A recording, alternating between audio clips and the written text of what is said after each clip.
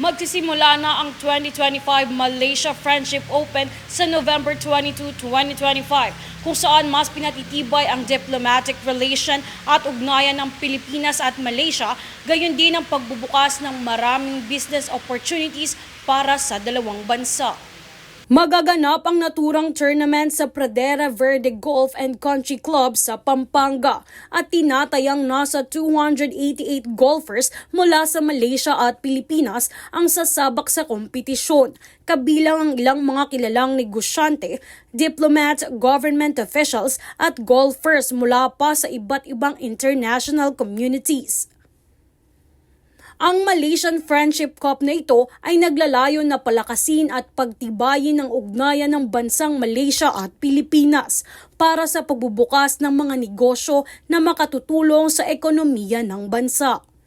Sa kabilang banda, sa kamakailang paglilipat ng Association of the Southeast Asian Nation o ASEAN Chairmanship sa Pilipinas, ang golf tournament na ito ay sumisimbolo sa pagkakaibigan at pagkakaisa sa buong ASEAN community. Ayon yan kay Malaysian to the Philippine Ambassador Abdul Malik Castellino. As you know, Malaysia just handed over the chairmanship of ASEAN to Philippines, and we were the host this year with the theme Inclusivity and Sustainability. And so this golf game will be a culmination of the whole year of programs of ASEAN.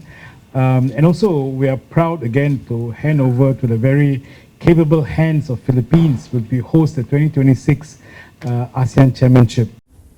Bukod pa rito, ito ay nagsisilbi rin bilang plataporma sa pagbibigay tulong sa mga charities. Kagaya na lamang ng nakaraang taon kung saan namahagi sila ng tulong sa mga paaralan sa Pampanga at Bulacan at sa mga nasalanta ng Bagyong Christine sa Batangas.